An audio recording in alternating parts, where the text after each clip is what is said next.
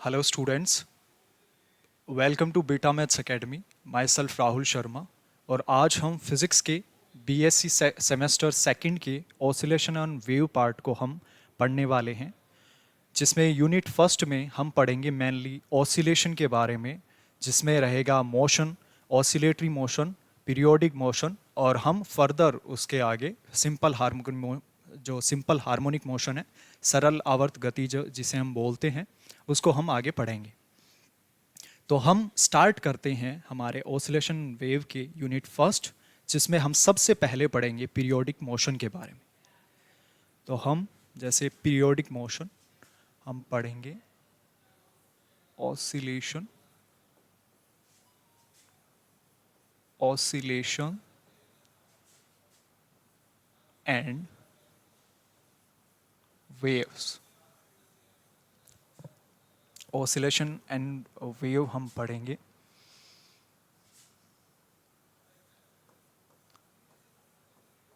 दोलन और तरंगे।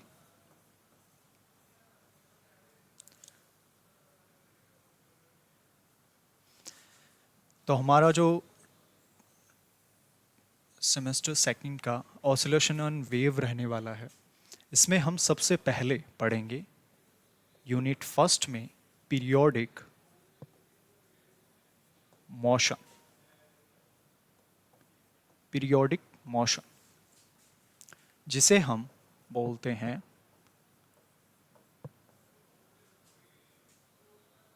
आवर्त गति। सो बच्चों, पीरियोडिक मोशन क्या होता है कि जैसे हम अगर एग्जाम्पल से समझें तो हम देखते हैं कि जो सन अर्थ सिस्टम रहता है हमारा, जिसमें बीच में हम सन और ये हमारा उसके अराउंड रोटेशन करती है, ये हुई हमारी अर्थ यानी पृथ्वी।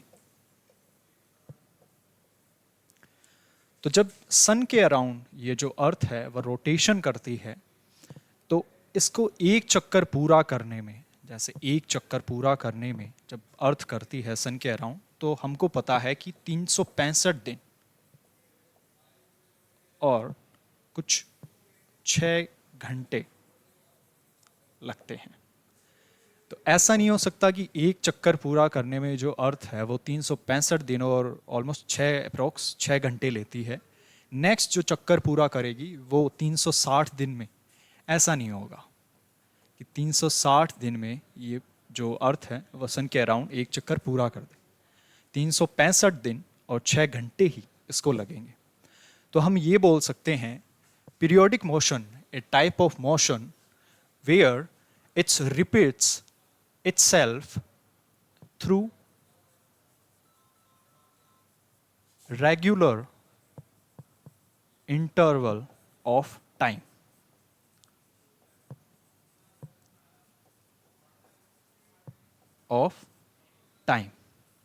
यानी जब कोई कण या कोई पिंड अपनी गति को दोहराता है through a regular interval of time, यानी एक निश्चित समय में with a fixed path, with a fixed path, यानी regular interval of time with a fix path, यानी कोई पिंड है वो अपनी गति को दोहराता है एक निश्चित समय में और निश्चित पाथ यानी पथ के अंदर। तो वो जो मोशन रहता है उसे हम बोलते हैं पीरियोडिक मोशन। इसके अलावा हम दूसरे एक एग्जाम्पल से समझ सकते हैं कि जैसे कोई एक घड़ी है, ठीक है, कोई एक घड़ी है, उसमें हमको पता है कि एक घड़ी में ये रहती है घंटे की सुई, ये रहती है मिनट की, और ये जैसे सेकंड की सुई। तो हमको पता है कि एक चक्कर पूरा करने में जो मिनट की सुई है वो 60 सेकंड लेती है, 60 सेकंड लेती है। यानी वो इसी चक्कर को कंटिन्यूसली इसी तरीके से वो 60 सेकंड लेगी, ना तो उससे कम ले सकती है ना इससे ज़्यादा ले सकती है। यानी ये जो सुई है वो एक निश्चित समय में एक निश्चित पथ को निर्धारित करती है। इस तरीके से ये जो मोशन रहता है वो पीरियोडिक मोशन कहलाता है। इसके बाद में हम पढ़ेंगे ये जो आवर्त गति है, इसके बाद में हमारा जो नेक्स्ट रहने वाला है वो होगा ऑसिलेटरी मोशन। ऑसिलेटरी मोशन यानी जिसको हम बोलते हैं दोलनी गति।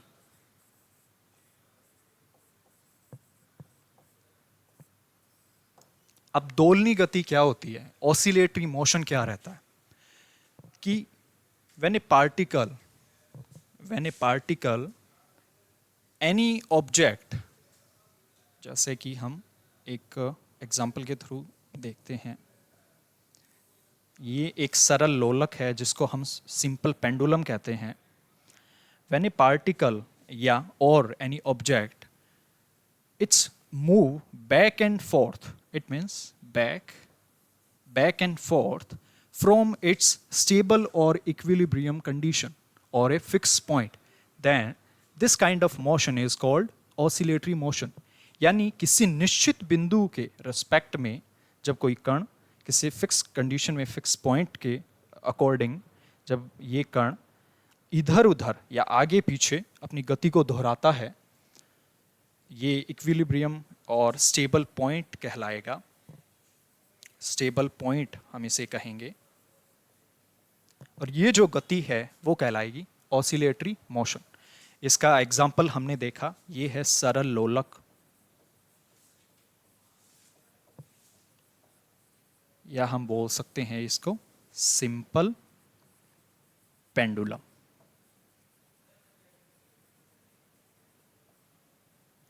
इसका दूसरा सबसे बड़ा एग्जाम्पल हम लेंगे स्प्रिंग मास सिस्टम।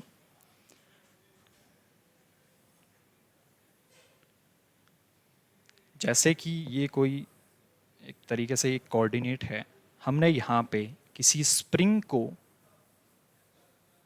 किसी ब्लॉक से हमने यहाँ से इसको कनेक्ट किया हुआ है। ये कोई m मास का ब्लॉक है जिसको हमने इस स्प्रिंग से कनेक्ट किया हुआ है। अब ये एक तरीके से अपनी स्टेबल कंडीशन में है। जब हम इस ब्लॉक पे इस तरफ, यानी स्प्रिंग है उसके अपोजिट डायरेक्शन में यानी विपरीत दिशा में, हम जब इसके ऊपर बल लगाएंगे तो वो जो बल है वो इसके विस्थापन के समानुपाती होगा, लेकिन ऋणात्मक दिशा में होगा। यानी कि जो फोर्स है वो डिस्प्लेसमेंट को एक तरीके से इसका रिवर्स या विपरीत दिशा में ये कार्य करेगा। तो इस तरीके से ये स्प्रिंग ब्लॉक सिस्टम या स्प्रिंग मास सिस्टम हम इसको बोल सकते हैं। ये हमारा सिंपल पेंडुलम है जिसको हम सरल लोलक कहते हैं। ये ऑसिलेटरी मोशन है, उसके एग्जाम्पल हमने देखे। इससे पहले हमने पीरियोडिक मोशन देखा, आवर्त गति देखा। अब हम जो यूनिट फर्स्ट में जो पोटेंशियल वेल यानी जिसको हम विभव कूप कहते हैं वो हम पढ़ेंगे।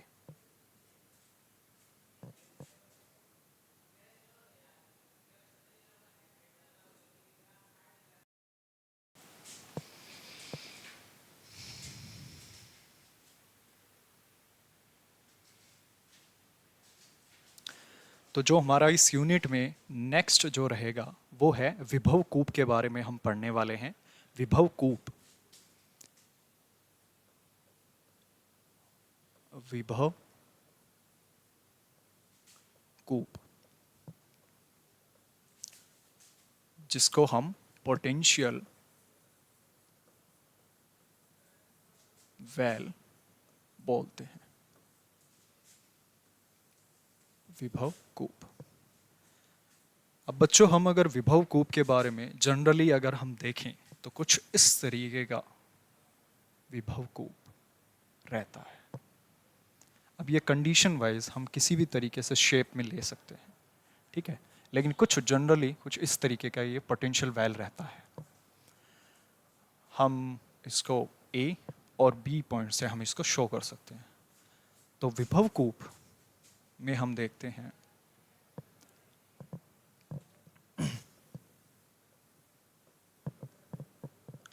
किसी कण के द्वारा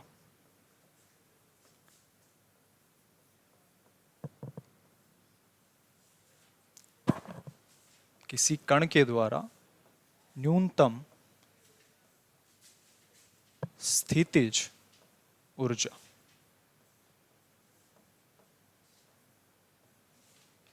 किसी कण के द्वारा न्यूनतम स्थितिज ऊर्जा की संतुलन की स्थिति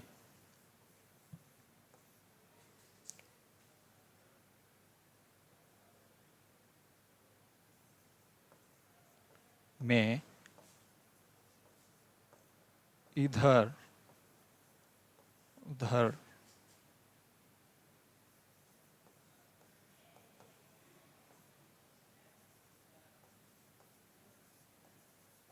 से बिंदुओं ए तथा बी के मध्य का क्षेत्र विभव कूप कहलाता है। यानी किसी कण के द्वारा न्यूनतम स्थितिज ऊर्जा, अब स्थितिज ऊर्जा यानी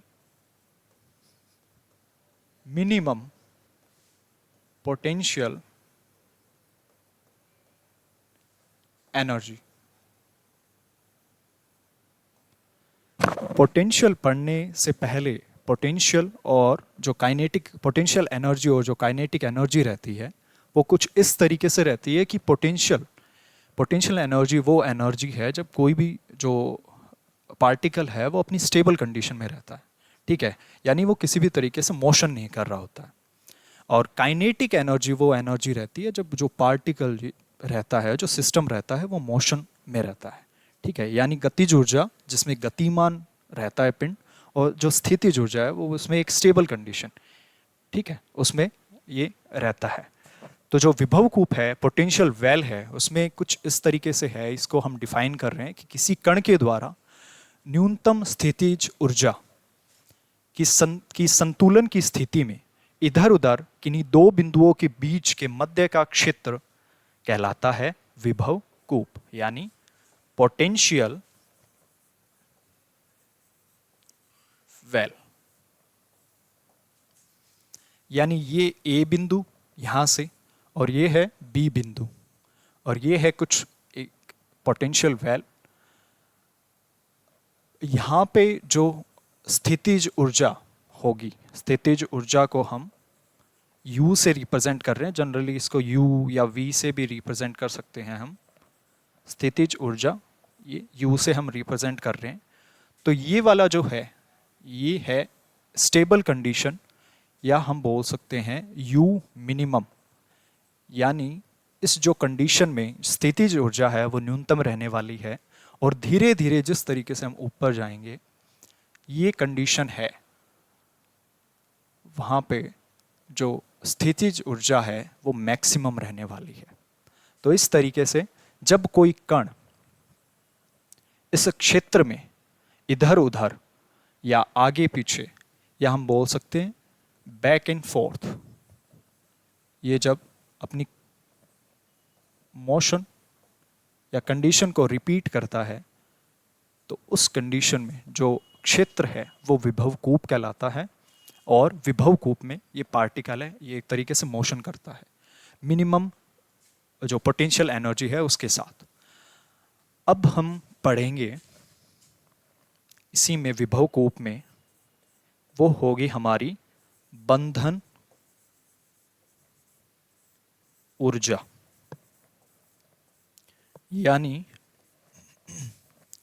बाइंडिंग एनर्जी। अब बाइंडिंग एनर्जी क्या होगी विभव कूप में? जो मैक्सिमम पोटेंशियल एनर्जी है, यानी अधिकतम जो स्थितिज ऊर्जा है, और जो मिनिमम पोटेंशियल एनर्जी है, यानी जो मिनिमम जो ये है कम जो स्थितिज ऊर्जा है, इन दोनों का जो बीच का अंतर रहता है उसको हम binding energy of potential well कहेंगे। यानी किसी किसी विभव कूप में किसी विभव कूप में अधिकतम स्थितिज ऊर्जा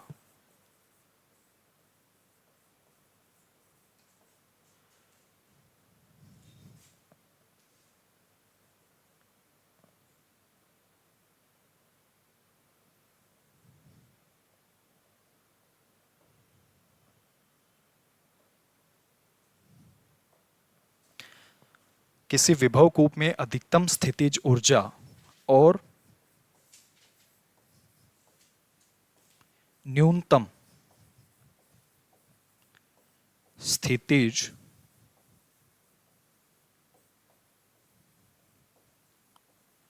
ऊर्जा के अंतर को विभव कूप की बंधन ऊर्जा कहते हैं।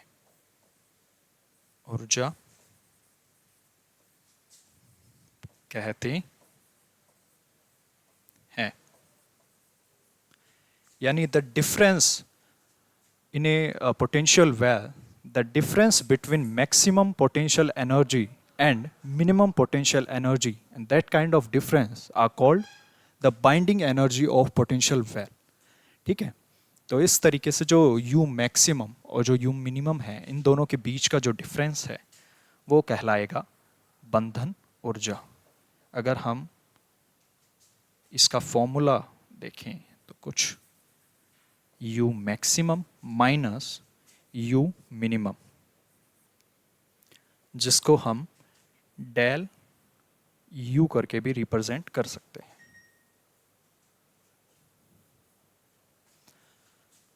तो हमने विभव कूप और बंधन ऊर्जा हमने पढ़ा यहाँ पे। अब हम जो नेक्स्ट हमारा है वो हम पढ़ेंगे विभव कूप में जो बद्ध अवस्था है, या जिसे हम बोल सकते हैं bound state of this particle, वो हम पढ़ेंगे।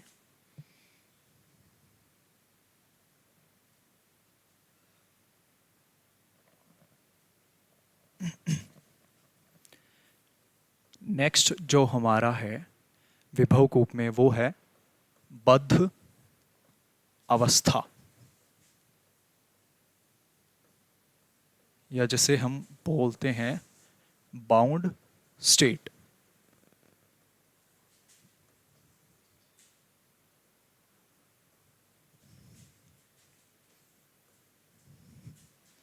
वही जो हमने पीछे पोटेंशियल वेल देखा, यहाँ ये ए बिंदु, ये बी पॉइंट, ये कुछ इस तरीके से यहाँ पे हमने यू मैक्सिमम को शो किया, यानी अधिकतम गति स्थितिज ऊर्जा को, और ये वाला जो कंडीशन है, ये वाला जो पॉइंट है, यहाँ पे हमने न्यूनतम गति स्थितिज ऊर्जा को शो किया। इसके इनके बीच के जो अंतर है उसको हमने बंधन ऊर्जा कहा विभव कूप की। ठीक है, अब हम पढ़ने वाले हैं बाउंड स्टेट। तो उसकी रेफरेंस ये होगी, किसी कण की ऊर्जा यदि विभव कूप की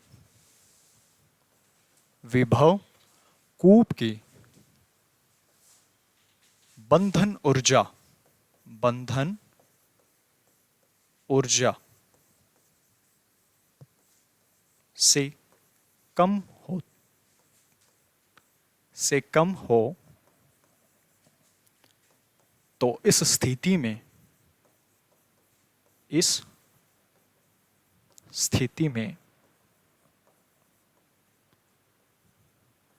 कण उसी क्षेत्र, या हम बोल सकते हैं विभव कूप में रहता है।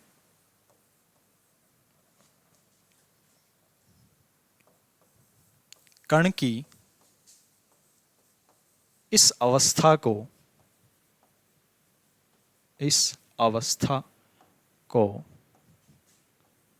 बद्ध अवस्था या bound state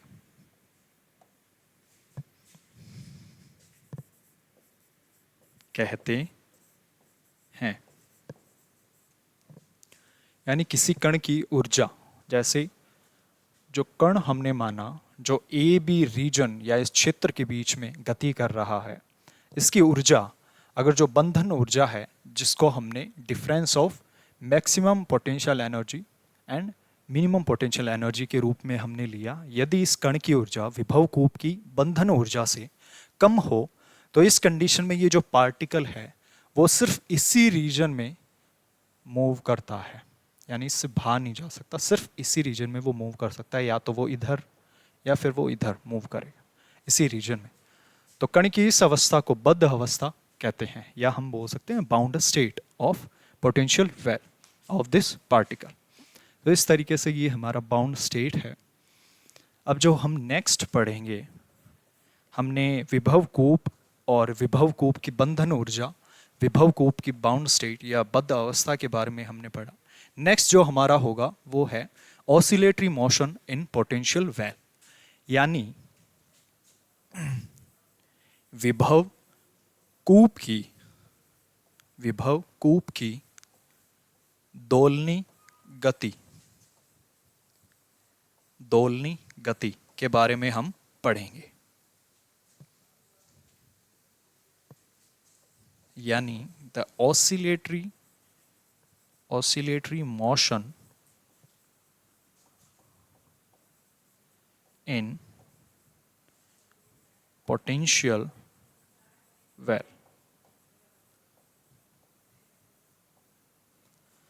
oscillatory motion in potential well हम पढ़ेंगे, विभव कूप की दोलनी गति। यानी हमने देखा कि पोटेंशियल वेल है, उसमें ये कण है, वो अगर इसकी ऊर्जा है, वो जो बाइंडिंग एनर्जी है, बंधन ऊर्जा है, उससे कम होगी तो वो अंदर गति कर सकता है।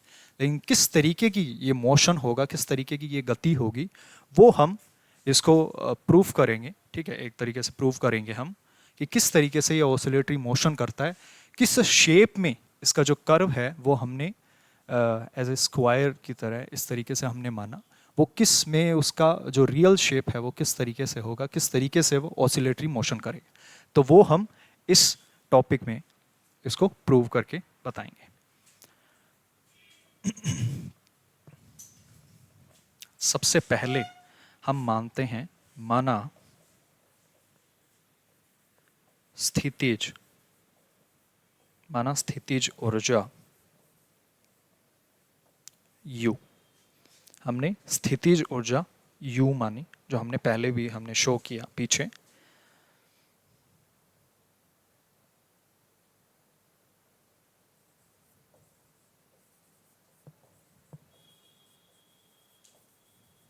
ये जो स्थितिज ऊर्जा है वो एक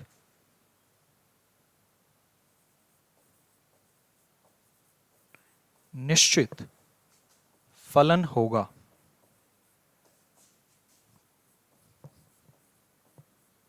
किसका?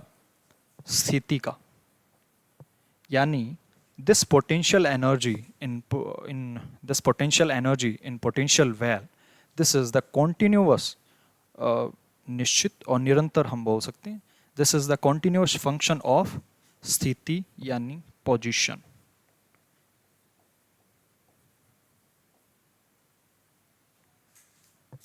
यानी हम शो करेंगे कि ये जो पोटेंशियल एनर्जी है वो जैसे कार्टेशियन कोऑर्डिनेट रहता है, तो उसमें जो पोजीशन हमारे टर्म रहते हैं वो एक्स वाई जेड होते हैं। तो हम ये मानेंगे कि ये जो पोटेंशियल एनर्जी है वो एक्स वाई और जेड के ऊपर डिपेंडेंट है, या एक निरंतर ये कॉन्टिन्यूअस फंक्शन है किसका? पोजीशन का। तो ये हमने पोजीशन का फंक्शन लिया। नेक्स्ट हम कर्व ड्रॉ करेंगे, यानी एक कर्व बनाएंगे। पोटेंशियल एनर्जी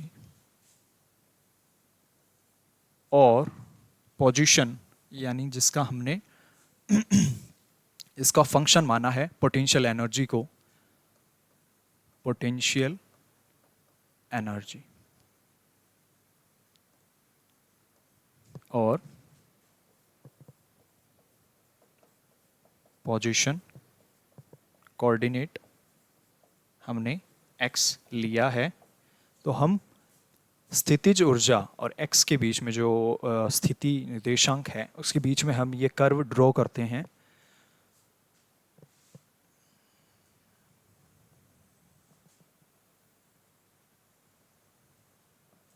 कुछ इस तरीके से ये जो पार्टिकल है वो गति करेगा।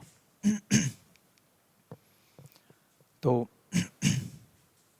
ये हम एक कर्व हमने ड्रॉ किया। इस पॉइंट को, ये एक मिड पॉइंट है, मीडियोकर पॉइंट है, इसको हम A से शो करेंगे, इस पॉइंट को हम B से शो करेंगे। और ये है जहाँ पे हमारा जो फंक्शन है या जो पार्टिकल है वो एक तरीके से मिनिमा शो कर रहा है, और ये जो पॉइंट है वहाँ पे जो पार्टिकल है वो मैक्सिमा शो कर रहा है। इसको हम O से दर्शा सकते हैं। ये हुआ हमारा P पॉइंट। इसी तरीके से फिर इस पॉइंट पे हमारा मिनिमा है वो शो होगा, और फिर इस पॉइंट पे मैक्सिमा शो होगा। ये कुछ कर्व इस तरीके से होगा, और कोई पार्टिकल है वो इस तरीके से मोशन करेगा। अब हम ये जो मिड पॉइंट है, इस तरीके से इस पॉइंट को हम, ये जो पॉइंट है मिड पॉइंट है, ये हमने x0 से शो किया। ये कोई हम पॉइंट लेते हैं जिसकी हमको पोटेंशियल एनर्जी निकालनी है। ये हमने x0 से शो किया और ये हमने x से शो किया। ये एक तरीके से मिड, या हम बोल सकते हैं स्टेबल कंडीशन है, ये मिड पॉइंट है। और इस तरीके से हमने कर्व ड्रॉ किया। हमने ये माना कि जो पोटेंशियल एनर्जी है वो पोजीशन कोऑर्डिनेट का एक कॉन्टिन्यूअस फंक्शन है, ठीक है। अब हम जो पोटेंशियल एनर्जी है और ये जो हमने कर्व लिया है उसमें पार्टिकल, जैसे हमने माना कि पार्टिकल है वो B इस पॉइंट पे है, B पॉइंट पे है, और हम इस पार्टिकल को B से छोड़ते हैं, ठीक है। तो हम देखते हैं कि यहाँ पे वो एक तरीके से स्टेबल कंडीशन में था, तो यहाँ पे उसकी पोटेंशियल एनर्जी मैक्सिमम होगी इस पॉइंट पे, B पॉइंट पे। जब हम उस पार्टिकल को छोड़ते हैं तो वो इस स्लोप के सहारे, इस ढाल के सहारे वो नीचे की ओर आएगा, यानी उस कंडीशन में उसकी पोटेंशियल एनर्जी धीरे धीरे कम होना स्टार्ट हो जाएगी और काइनेटिक एनर्जी है वो धीरे धीरे बढ़ना स्टार्ट हो जाएगी। इस पॉइंट पे वो धीरे धीरे नीचे आएगा वो पार्टिकल। इस पॉइंट पे जाकर उसकी जो काइनेटिक एनर्जी है वो मैक्सिमम हो जाएगी और जो पोटेंशियल एनर्जी है वो बिल्कुल मिनिमम रह जाएगी। ये मिड पॉइंट हमने माना इसको। उसके बाद में फिर से वो जो पार्टिकल है वो मोशन करेगा कंटिन्यू, तो वो इस तरफ भी जाएगा, इस तरफ जाएगा ऊपर की ओर। अब की बार जब फोर्स ऊपर की ओर लग रहा है तो स्लोप की वजह से वो फिर से नीचे की ओर, क्योंकि ये एक तरीके से ढाल है तो उसमें ये फिर से नीचे की ओर आएगा और फिर जाकर अपनी जो मिड पॉइंट है, इस मिड पॉइंट के ऊपर वो एक स्टेबल कंडीशन में वो रह जाएगा। तो इस कंडीशन में जो पोटेंशियल एनर्जी है वो मिनिमम रहेगी और इस पॉइंट को हम कहते हैं स्टेबल और इक्विलिब्रियम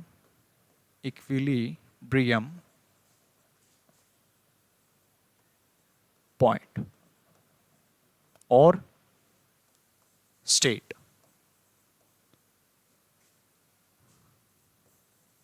यानी the point where the potential energy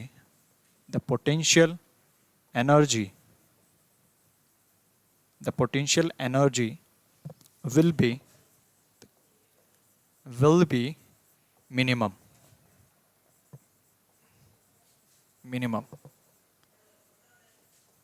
then the point or this state is called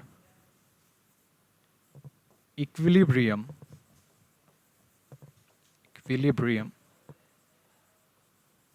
और stable state।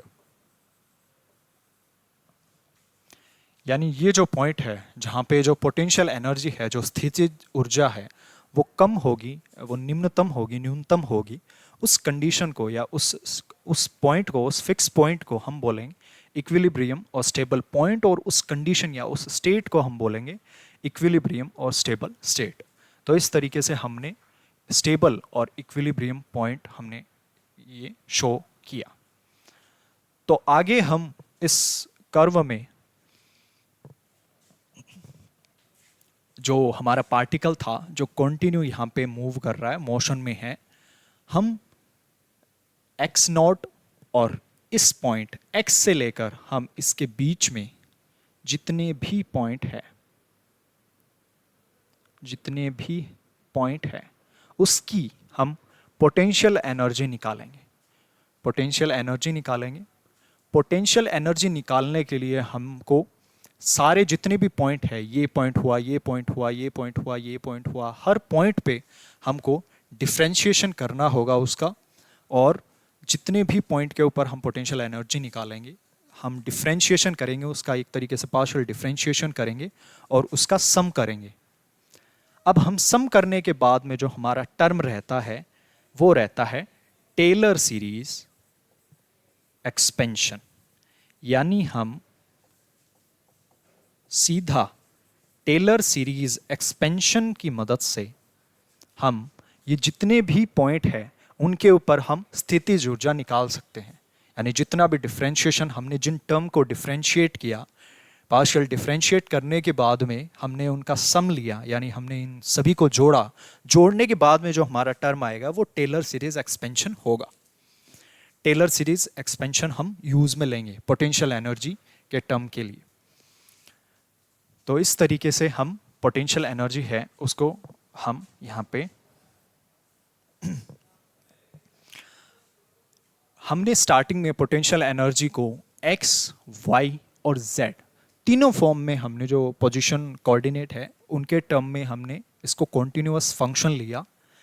लेकिन हम इसको और एक तरीके से हम इसको सॉल्व करने के लिए हम इसको सिर्फ x है जो पोजीशन कोऑर्डिनेट है उसका हम फंक्शन लेंगे, उसी के अकॉर्डिंग हम टेलर सीरीज जो एक्सपेंशन है उसकी मदद से फर्दर हम सॉल्व करेंगे।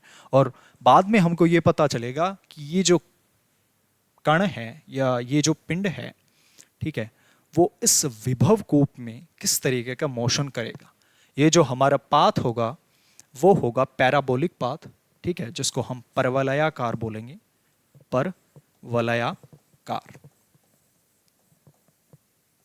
परवलयाकार होगा, पैराबोलिक हम लेंगे। तो हम टेलर सीरीज एक्सपेंशन है उससे हम इसको लिखते हैं ux is equal to ux not plus del u upon del x not x minus x not plus del square u upon del x square x not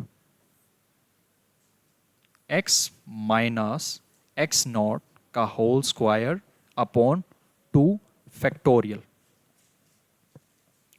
plus del cube u upon del x cube x not x minus x not का cube upon factorial 3। इस तरीके से ये आगे term continue चलता जाएगा। ये हुआ हमारा टेलर सीरीज एक्सपेंशन फॉर्म। जिसकी मदद से हम जितने भी x नॉट और इस x डिस्टेंस के बीच में जितने भी हमारे पार्टिकल्स हैं, अगर हम लेंगे, जिस भी कंडीशन में हम लेंगे, उसका हम एक साथ स्थितिज ऊर्जा है वो निकाल सकते हैं टेलर सीरीज एक्सपेंशन की फॉर्म में। तो हमने कुछ केसेस हम यहाँ पे लेंगे। सबसे पहले तो जो ये पॉइंट है, इसके ऊपर हमने जो पोटेंशियल एनर्जी थी उसको मिनिमम हमने माना, यानी हमने यू एक्स नॉट को हमने मिनिमम, इस पॉइंट पे हमने यू एक्स नॉट को मिनिमम लिया। यू एक्स नॉट को मिनिमम लिया तो हमको पता है कि जब हम किसी पॉइंट को मिनिमम लेते हैं तो उसका जो फर्स्ट डिफरेंशिएट हम जब करते हैं तो वो ज़ीरो होता है, यानी del u upon del x on x not is equal to zero. ये हमारा हुआ केस। सबसे पहला जो हमने केस लिया वो यू एक्स नॉट, यानी इस पॉइंट पे जो पोटेंशियल एनर्जी है उसको हमने मिनिमम माना, मिनिमम लिया और मिनिमम आई भी हमारे पास। तो यू एक्स नॉट मिनिमम हो, उसके बाद में अगर यू एक्स नॉट मिनिमम है तो उसका जो फर्स्ट डिफरेंशिएट है वो होगा ज़ीरो। इसके फर्दर अगर उसका फर्स्ट डिफरेंशिएट है वो ज़ीरो होगा तो जो इसका सेकंड डिफरेंशिएट है एट एक्स नॉट पॉइंट वो होगा पॉजिटिव, और हम इसको पॉजिटिव कांस्टेंट के से रिप्रेजेंट करेंगे। और जो del cube u upon del x cube है एट एक्स नॉट, इसको हम पॉजिटिव कांस्टेंट के वन से शो करेंगे। ठीक है, तो हमने यू एक्स नॉट मिनिमम लिया, इसका जो फर्स्ट डिफरेंशिएट है वो ज़ीरो होगा, और इसी के अकॉर्डिंग जो इसका डबल डेरिवेटिव है वो एक्स नॉट पे वो पॉजिटिव होगा, और वो हमने पॉजिटिव कांस्टेंट के से शो किया। इसी तरीके से जो del cube u upon del x cube at x not point, हमने इसको k1 पॉइंट से शो किया। इस तरीके से ये सारे के सारे पॉइंट हम टेलर सीरीज एक्सपेंशन में रखेंगे। तो हमारा जो एक्सपेंशन था वो था u x is equal to u x not plus, इसको हमने k1 लिया, ये ज़ीरो हो जाएगा, देन ओके तो ये होगा u x is equal to u x not plus k x minus x not का होल स्क्वायर अपॉन फैक्टोरियल 2, जिसको हम 2 लिख सकते हैं, plus k1 x minus x not का क्यूब अपॉन फैक्टोरियल 3 को हम 6 लिख सकते हैं। ठीक है, और इसी तरीके से ये आगे एक्सपेंशन रहता है, बढ़ता जाएगा। ठीक है, हमने जो लिया पहले Taylor expansion u x is equal to u x not plus del u upon del x x minus x not, इसको हमने ज़ीरो पुट किया। इसको ज़ीरो पुट करने के बाद हमारा ये टर्म, इसको हमने k माना, k के further x minus x not का whole square upon 2 plus del cube u upon del x cube x not पे हमने k1 शो किया, तो x माइनस एक्स नॉट की क्यूब अपॉन फैक्टोरियल 3, फैक्टोरियल 3 को हमने 6 लिखा। ये हमारा कंडीशन हमको मिली। अब नेक्स्ट जो हम केस अप्लाई करेंगे विभव कूप में वो होगा कि ये जो x नॉट पॉइंट है, ये जो x नॉट पॉइंट है, ये जो x नॉट है पॉइंट है, इसको हम ओरिजिन पॉइंट मानेंगे, यानी मूल बिंदु हम इसको मानेंगे। अब हमको पता है कि अगर हम मूल बिंदु किसी पॉइंट को मानते हैं और उसको हम इक्वल्स टू ज़ीरो, जैसे हम एक्स वाई को हम मूल बिंदु, जैसे कार्टेशियन कोऑर्डिनेट में हम एक्स वाई को मूल बिंदु या ओरिजिन पॉइंट लेते हैं तो एक्स और वाई दोनों की वैल्यू हम ज़ीरो लेते हैं। इसी तरीके से हमने एक्स नॉट को हमने ज़ीरो पुट किया, एक्स नॉट को हमने ज़ीरो पुट किया, और एक्स नॉट को हमने 0 पुट किया और जो हमारी पोटेंशियल एनर्जी है एट एक्स नॉट वो होगी 0 के बराबर, क्योंकि हमने इसको ओरिजिन पॉइंट माना। जब हम इस कंडीशन में टेलर सीरीज एक्सपेंशन में जब हम इसको पुट करते हैं तो ये हमारा 0 हुआ। देन इसमें के एक्स नॉट हमने 0 माना तो ये होगा एक्स स्क्वायर अपॉन 2 प्लस के 1, एक्स नॉट को हमने 0 लिया तो एक्स क्यूब अपॉन 6 ये हमको मिला। फर्दर ये हमको मिल गया।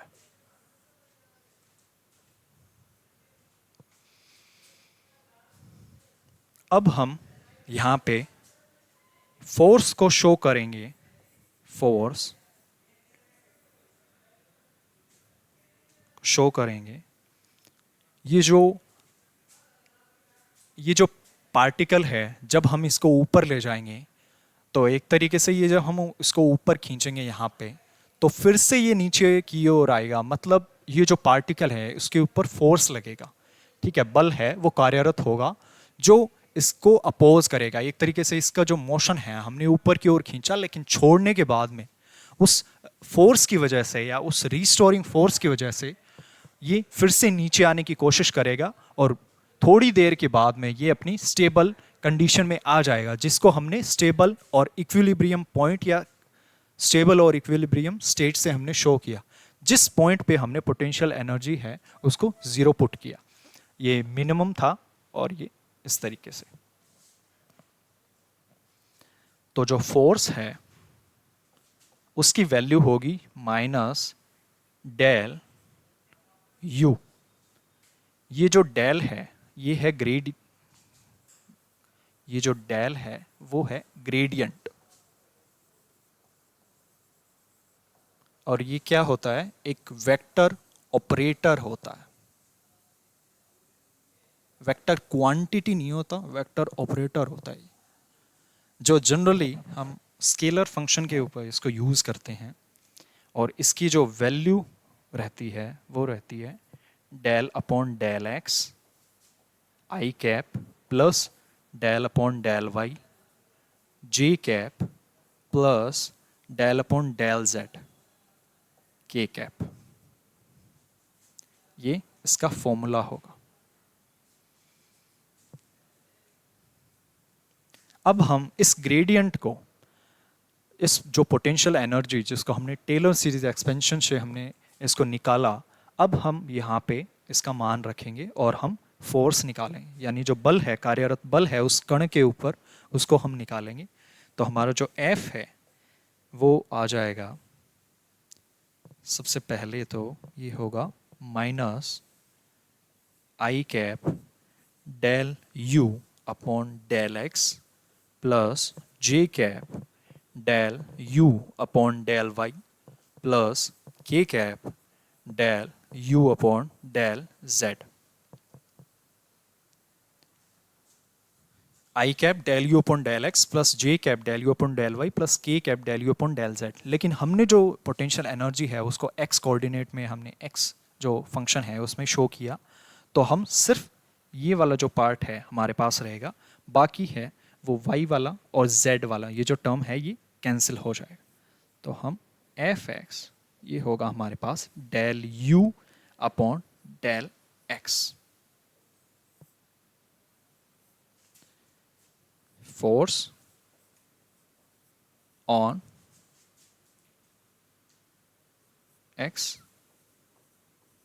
Coordinate direction.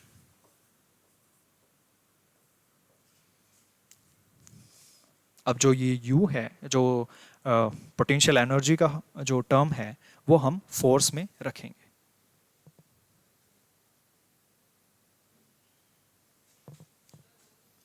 तो हमारे पास जो बल है उसका मान क्या आएगा, minus del upon del x.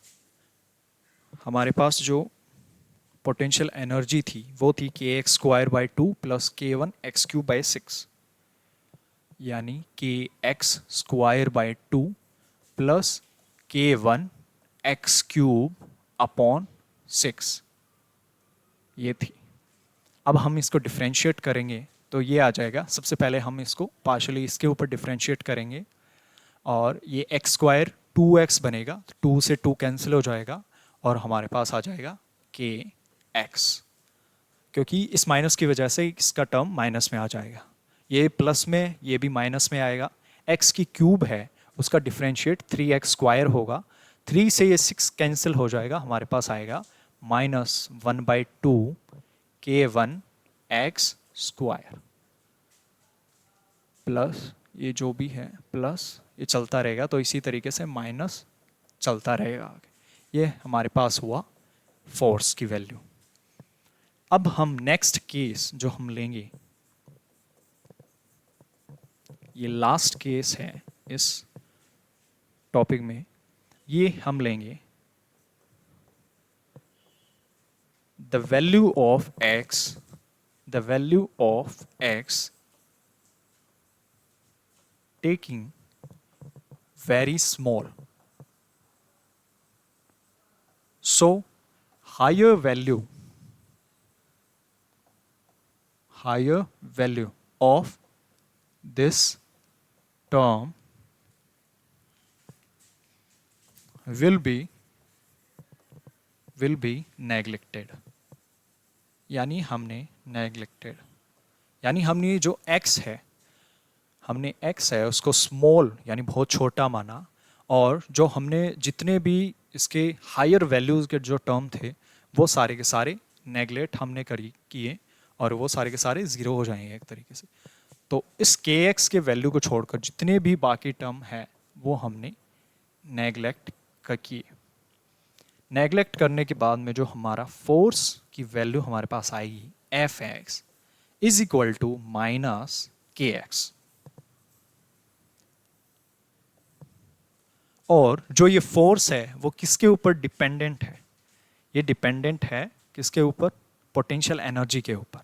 यानी जो हमने फोर्स में अप्लाई किया उसी तरीके से हम पोटेंशियल एनर्जी के टर्म में अप्लाई करेंगे। जो इसका इनिशियल टर्म रहेगा वो हम यूज़ करेंगे, बाकी जो हायर वैल्यू के टर्म है वो हम नेगलेक्ट करेंगे। नेगलेक्ट करने के बाद में हमारे पास जो वैल्यू रहती है पोटेंशियल एनर्जी की वो होगी Ux is equal to 1/2 kx square. ये हमारे पास पोटेंशियल एनर्जी की टर्म है और ये है हमारे पास फोर्स की टर्म। ये होगा हमारा फोर्स और ये होगी हमारी पोटेंशियल एनर्जी।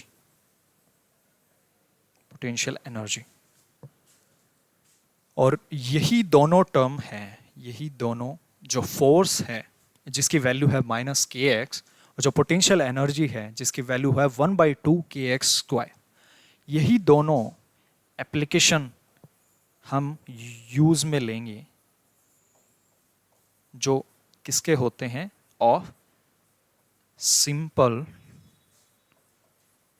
हार्मोनिक मोशन को रिप्रेजेंट करने में, को शो करने में। यानी सिंपल हार्मोनिक मोशन के लिए जो इनिशियल जो कंडीशन होती है वो होती है F is equal to -k(x). यानी जो फोर्स है वो डिस्प्लेसमेंट है, उसका इनर्शिया जो प्रोपोर्शनल रहता है, नेगेटिव डायरेक्शन में जो फोर्स है वो लगता है रीस्टोरिंग फोर्स, और जो पोटेंशियल एनर्जी है उसका 1/2 kx स्क्वायर ये पोटेंशियल एनर्जी रहती है। तो आज हमने पढ़ा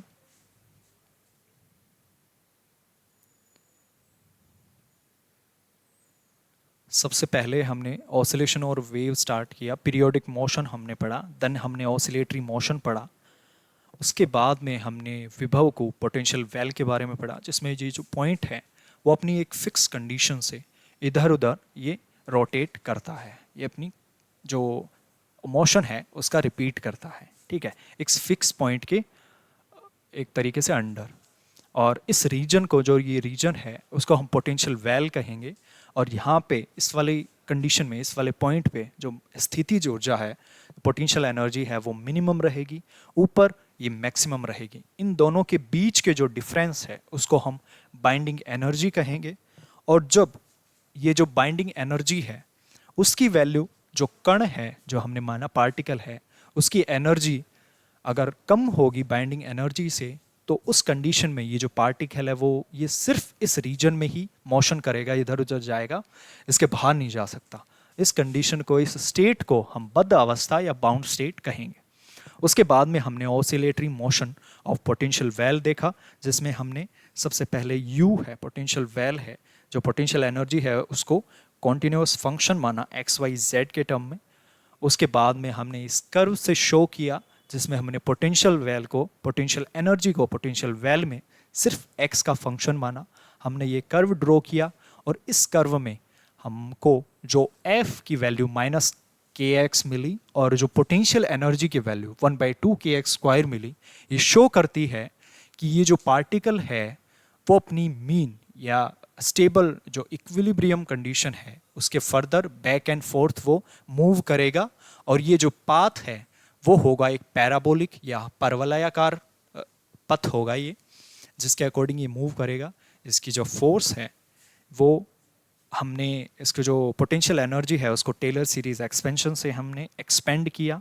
उसके बाद में हमने minus gradient of you, gradient है उसको वेक्टर ऑपरेटर है उसको इसके ऊपर अप्लाई किया। अप्लाई करने के बाद में हमारा जो कुछ केसेस अप्लाई करने के बाद में फोर्स की वैल्यू माइनस के एक्स और पोटेंशियल एनर्जी 1/2 के एक्स स्क्वायर पोटेंशियल एनर्जी मिली।